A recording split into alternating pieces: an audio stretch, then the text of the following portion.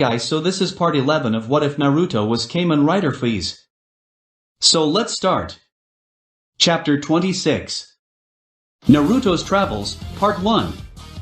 After Naruto sped past the two Chunin, he slowed down as the time limit finished.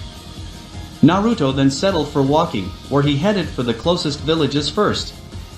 As he walked, he thought, now, what should I do? I have money, but it won't last long. Then he noticed a few men playing music and people surrounding them, cheering and stuff. After their show finished, they collected a huge sum of money, little by little from the huge crowd. This got Naruto thinking, that could work, but I don't know how to play. As luck was on his side like most of the other fictions, the leader of the group noticed him looking at them and thought, that kid, he could work, we were looking for an apprentice anyway. He walked to Naruto and said, hey kid, you interested in music? Naruto's eyes widened, smiled, and nodded. The man smiled back, good, come on, I'll introduce you to your teachers, my name's Musashi. He walked back to his team with Naruto. The team had 5 people including Musashi. One of them asked, Musashi, what's up with the kid? The man replied, Edison, he's our new apprentice, we were planning on taking on one anyway. I forgot to ask your name, so... His team sweat dropped with Naruto as he said, Naruto, I'm Uzumaki Namake's Naruto. As they heard the name, they all thought, Uzumaki Namake's? He's the Yandame Hokage's son? Musashi stuttered, oh okay, this is Edison, the guy in blue is Newton, the guy in green is Robin, the guy in white is Benkei and the guy in black is Makoto. We're known as GACT and will be teaching you the ways of the drum, the guitar, the organ, and singing. After a few months, thanks to Kage Bunshin, Naruto mastered all the aspects of music he was taught, which made the 5 musicians proud. They all now stood by a river, Musashi and the group said to Naruto, Naruto, you have made us proud, here are the outfits we made for you, use that clone thing and become your own band, I hope we'll see you again soon, but we have a tour now, so we'll have to part ways for now, I'm sure you also need to train on your ninja powers, yes? Naruto nodded and bowed as his 5 teachers left on the boat. Soon, they were out of sight. Naruto then went to the next village to have a concert. As soon as he reached the place, he took out a scroll that said stage. This scroll contained a metal black stage, made by Musashi and the others for Naruto. He then made 5 Kage Bunshin and gave them the outfits his teachers gave him. He stood on the stage as villagers gathered to see what was happening. Naruto said, hi. We're new at this, so I hope you'll put up with us. Anyway, here's our first song, it's called The Elements. Kokoro anai tsurugi kagayaku yuki. Toshika anai toja kamit. Kisiki karifuta wajibandake. Kaze ga ashi iru. Tsuyosa wajiban no naka anai. Osor sai norikonasaru nara. Shinka shitiku. Kaze wa kit hashiru. Tamadoya mo maoya mosut. Dokoma demo tuku e ikarutu. Shinjite mitai. Jirenma and Isakabuko wa. Fukanu wa kawashitaku. Kokoro and I tsurugi kagayaku yuki. Toshika and I toja kamit. Nyanaichi kara michibiku yo blade. Namuri mazamaru toki. Mirai kanashimi ga owara basho. Aim ga mado wa tataku. Kanashimi ga ikari anai naru. Jiban anai genkai ga eru koto. Shira setaru. Hai ga tsuta kokoro wa. Karata anai mo tsutawataku. Moegaru nigai anai kawat. Pashirida shitaru. Tabita shitika sekai ga mata. Yung wa mitaru uchi anai hayaku. Kokoro anai tsurugi kagayaku yuki. Toshika anai toja kamit. Kokoro to karata tsunagariba blade. Kage sai kirasate. Kisiki karifuta wajibandake. Kokoro anai tsurugi kagayaku yuki. Toshika anai toja kamit. Nyanaichi kara michibiku yo blade. Namuri mazamaru toki. Mirai kanashimi ga owara basho. Kisiki karifuta wajibandake. As the clones and Naruto finished the song, the villagers erupted into cheers and claps, indicating that his performance was nice. Naruto smiled behind his mask and said, "Well, thank you, here's the second song, next level. Kimi jie nigao koto nara subi genjutsu anai naru endero. Arabareshi mano naraba. Buso hajime ru. Sekai wa moto anai madosu anai wa mao. Jikin ga nai. Moving fast. Kokoro no toki ni hashire sashita no sono saki.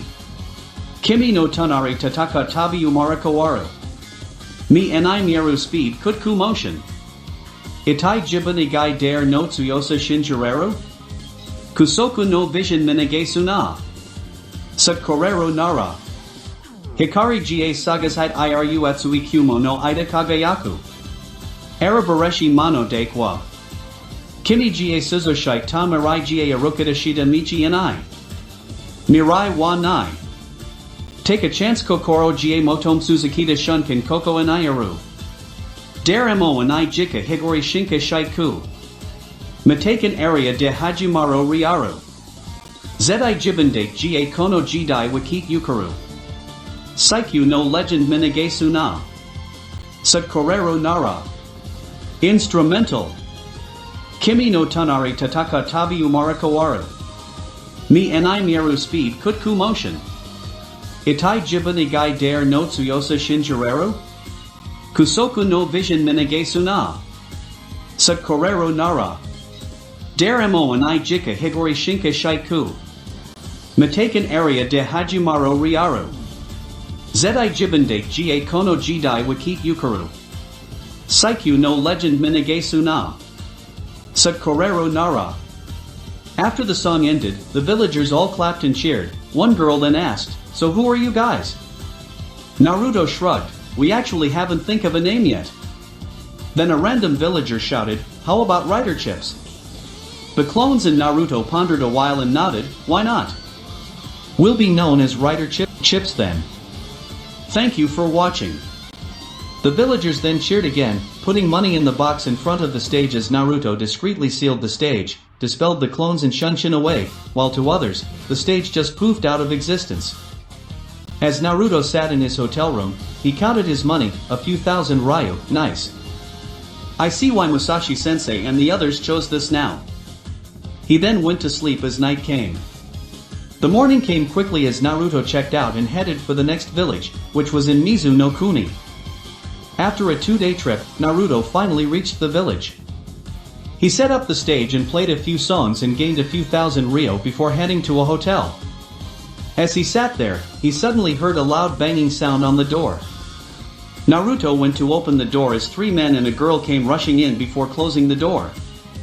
The tallest man said in a rough voice, "Sorry Gaki, but this is a life-death situation, just let us hide here for a while until the hunter neens go." Naruto looked at them and recognized the 3 missing nin. He was about to flare his chakra to notify the hunter nin until he noticed how banged up they were, especially with the girl covered in blood with a wound at her abdomen. Naruto sighed and nodded, before heading to get the first aid supplies and threw them on the tallest guy, "Momochi-san, clean and patch your friend up, you can stay here for a while. Here's a card to the room." He threw a card to the man as well, who caught the stuff easily. Zabuza was surprised. Here was a kid no older than Haku, knowing who he was and still helped him. Meizu and Gozu patched and cleaned Haku's wound as Zabuza asked, "How did you know who I am, Gaki?" Naruto sighed and threw a bingo book he had taken from Konoha, more specifically, Kiri's bingo book. "I've been studying missing nins for a while now. I should learn about them since I'm out here alone and training to be ninja now, shouldn't I?" Zabuza nodded. Normally he would belittle children that were training to be shinobi, but now wasn't the time.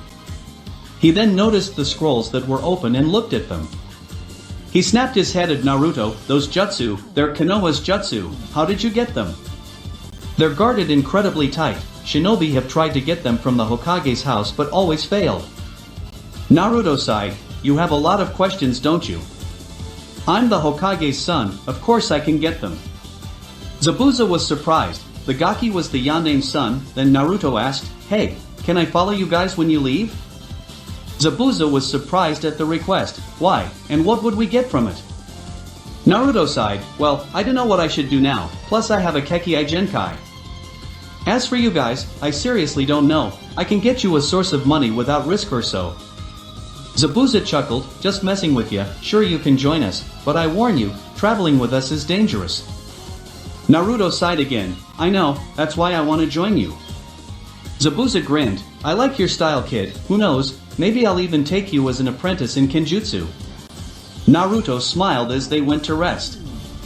The next 2 years, Naruto forged a bond with the 4 shinobi. He became close with Zabuza, Meizu and Gozu like brothers while Haku started to have a crush on him.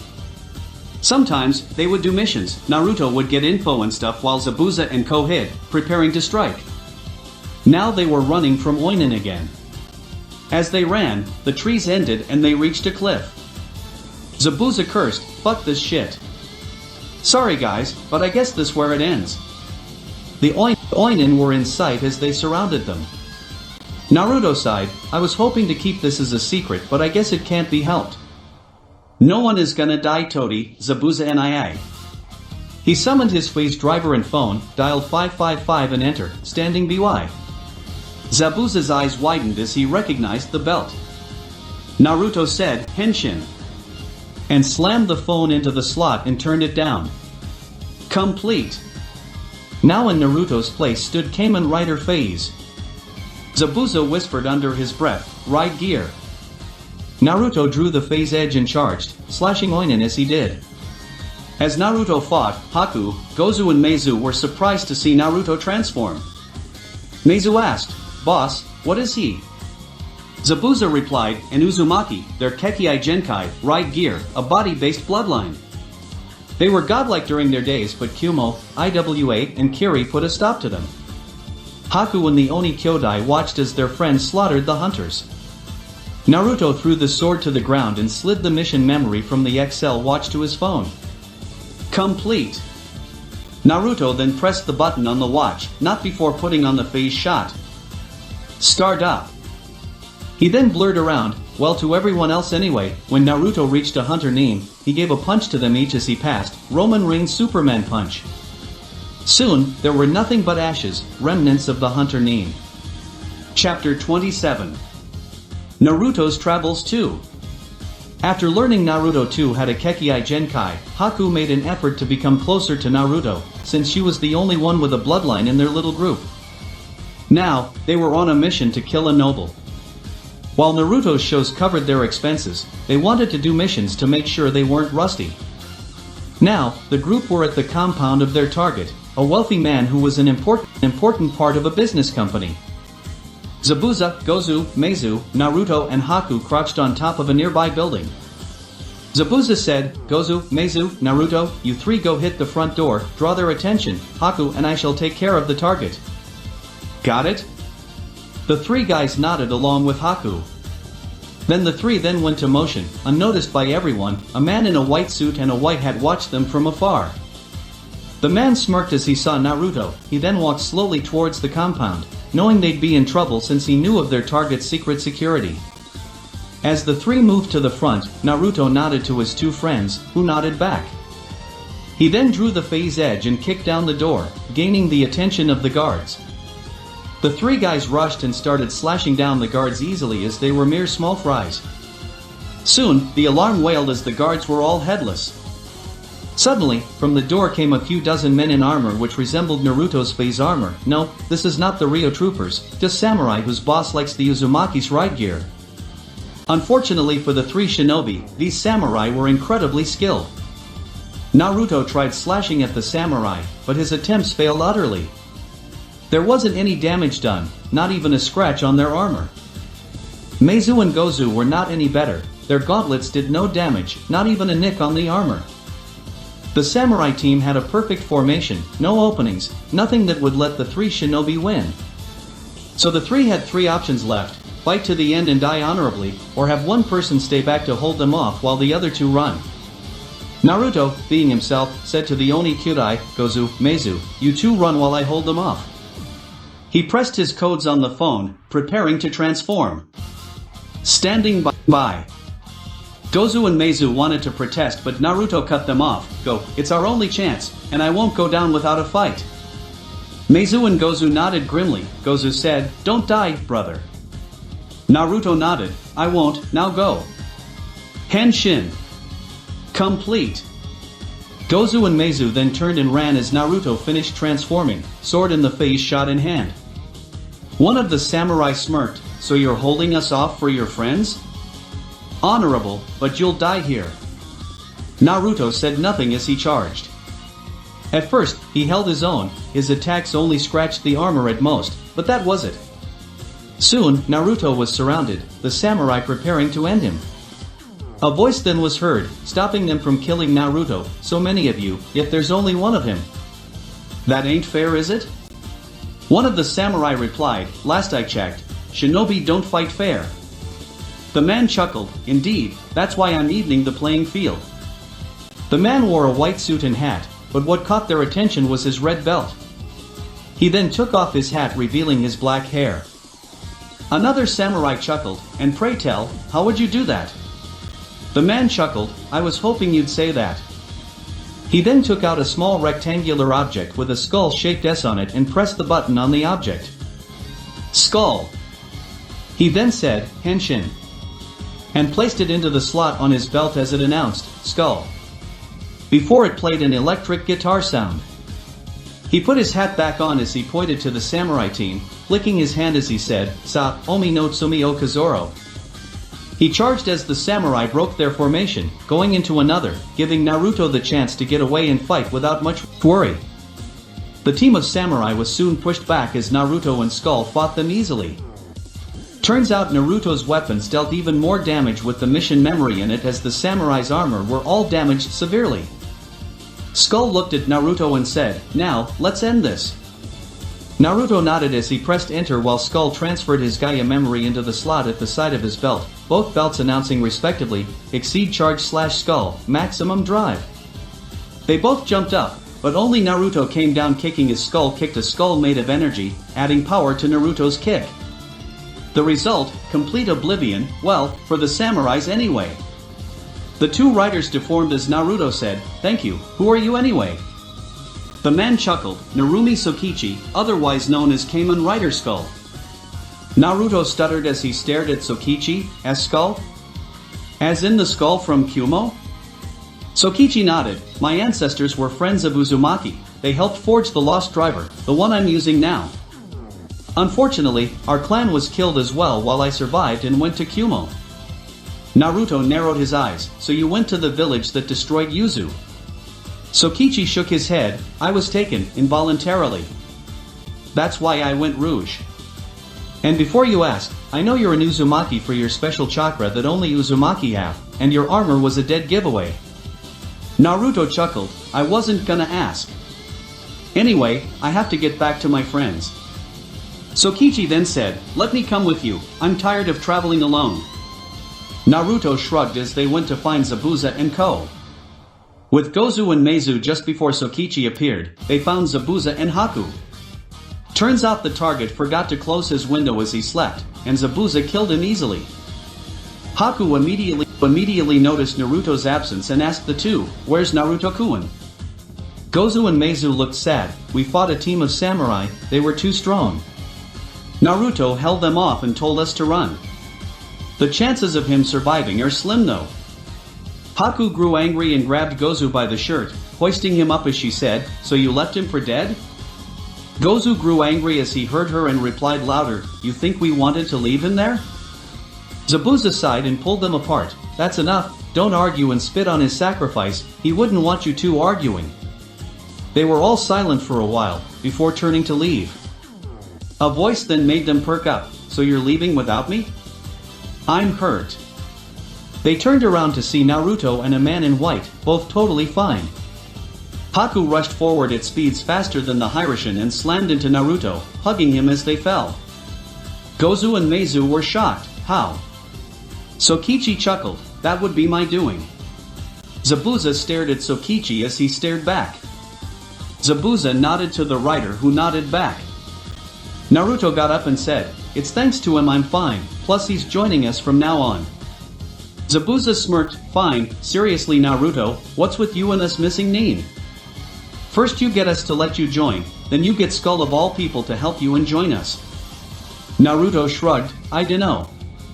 Zabuza sighed, let's get going before anyone else sees the guy dead. Everyone nodded as they left.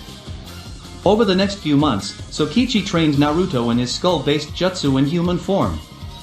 They developed a father-son relationship as time passed. Over time, they'd take on missions while Naruto had his shows around the nations. And now, the group were at Tsuchi no Kuni, on a mission to kill another noble. They hid in the trees that were seldom seen as Zabuza said, Sokichi, Naruto, you two get the target while we drag their attention. That okay? They nodded as they went to carry out their mission, not knowing the troubles they'd face. Chapter 28 Naruto's Travels 3. As the two riders sneaked around the compound, where the noble lived, they heard sound of people fighting, indicating Zabuza and his team had started the distraction. As Naruto and Sokichi walked under the night sky, they found the room where the target was. They quietly went to the window of the room and peeked inside. They were met with the sight of their target talking with an IWA Nin.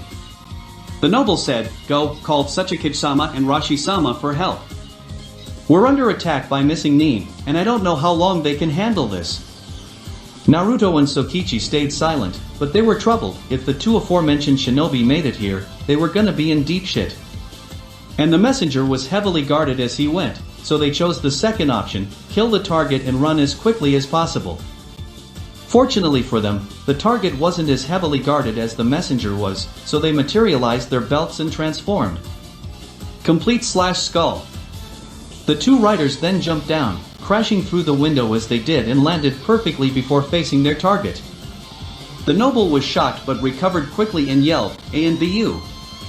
3 teams of Umbu appeared and charged the two riders. Skull and Faiz did so as well, drawing their blade/gun as they did. Naruto slashed through the Umbu like minced meat while Skull blasted them away. Naruto then slid the mission memory into his sword while Skull placed his memory into the Skull Magnum. Exceed charge/skull, maximum drive. Naruto's blade glowed as he swung it around in a circle, and instant demolition was done to the enemy Umbu. As for Skull, he aimed his gun at the Umbu in front of him with the target right in his line of fire, which was unknown to any of his enemies since they were looking at him while the target's sight was blocked by the Umbu. Sokichi fired as the multiple beams utterly destroyed every single one of their enemies in the room. They then proceeded to run away, but was stopped by the sight of 2 men at the front door as the windows and other possible exits were sealed off by the enemy. With the messenger a few moments ago, he had finally reached the Tsuchikage Tower and entered. He ran in and said quickly, Tsuchikage-sama, Ayasu-sama is under attack by missing Nin. He's safe at the moment but we need your help as our own defenses are crumbling as we speak. Anoki stood up instantly and said, Okay, Rashi arg my back. His back cracked as he stood up too quickly, but he continued, Rashi, you'll come with me to Ayasukuin's room with 3 teams of high-ranking Umbu. Send an Umbu team to fight the intruders as well. I have a feeling they're playing divide and conquer. Rashi nodded as he called an Umbu team to intercept the enemies at the front while he and Anoki who used his particle jutsu to float as he couldn't walk too freely thanks to his back. Now, as Naruto and Sokichi were surrounded, Anoki smirked, oh, the famous skull from Kumo. And an Uzumaki, a Faiz no less. Never thought I'd see one ever since Yuzu fell. The two riders gritted their teeth as their ancestors' homeland was insulted by this IWA scum. Anoki continued, if you surrender, we'll give you a painless death. If you do not, we'll just do this the hard way then. Naruto glanced at Skull for a brief moment and got the message. They then sped into action, slashing and kicking down enemies as they tried to move towards the only exit. Most of the Umbu were killed as Naruto reinforced his attacks with the mission memory and chakra, sharpening his blade and empowering it with energy as he attacked. As for Skull, he kept spamming the maximum drive as he kicked and punched, destroying Umbu one by one. As the last Umbu fell, Naruto and Sokichi looked at Inoki and Rashi. Skull and Naruto then charged, intending on getting past them. Anoki and Rashi only stood there as they were charged by the two riders. As soon as the two reached the IWA shinobi, Anoki immediately raised his hand and said, Doton, Kajugen no Jutsu.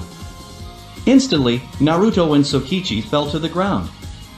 Anoki laughed, you didn't think I'd let you get away, did you? Naruto growled, you bastard. He barely slid the mission memory from the Excel watch to his phone and pressed the button. Start up. He leaped from the ground and sped at Rashi, who dodged but still blocked Naruto's path as he punched the blonde away. Naruto was surprised by the strength and reaction speed before he sped once more, this time going for the gap between the two IWA shinobi. Anoki smirked and raised his hand again, Doton, Chokajigen no Jutsu. The effects were instant as a human-shaped crater was created with Naruto in it. Anoki said, not bad, but you're still 2 million years early to be able to challenge me, Gaki. Umbu, take them to a cell. Seal their chakra and tie them up tightly, we don't want them to escape. A few Umbu appeared and hauled the two gravitied people away. With Zabuza and Ko, they watched as the two riders were hauled away. Haku tried to move to help them but Zabuza stopped her. Haku asked, why, Zabuza-sama? They're gonna be killed. Zabuza shook his head, we can't defeat the Tsuchikage and the Yanbi Jinchuriki on our own, especially since we barely defeated the target's guards. I'm sorry Haku, but the two of them are as good as dead. Haku glared at her father figure as tears rolled down her eyes. While she hated it, she knew what Zabuza said was true, Naruto and Tsukichi were as good as dead since they were captured by the Tsuchikage. Gozu and Meizu were silent throughout the conversation. They knew of Haku's not-so-secret crush on Naruto and they didn't want to further anger her more. The four of them then left, trying hard not to bust in and attempt to save their friends. At the prison, Naruto and Tsukichi were tied up and put with chakra seals as well as in human form. Imagine the chains that held Naruto in the Naruto Clash of Snow movie. Anoki walked in and chuckled, well, look who we have here. I didn't expect to see that bastard Minato's son here. Then again, you are an Uzumaki, and last I checked, the previously last Uzumaki was Minato's wife. I guess this isn't a total loss anyway. And to see Skull of all people here, I wonder what happened that made you two come together, a son of a so-called hero and a criminal, ironic really. So let's get started, who sent you here? Naruto and Tsukichi stayed silent from the question, staring at Anoki right in the eye. Anoki sighed, I really should have tried to get a Yamanaka from Konoha like Kumo tried with the Hyuga. I'll ask one more time. Who sent you here? The two didn't answer again. Anoki narrowed his eyes and nodded to the shinobi behind them as he nodded back. The man added chakra to a seal as electricity flowed into the chains holding the riders.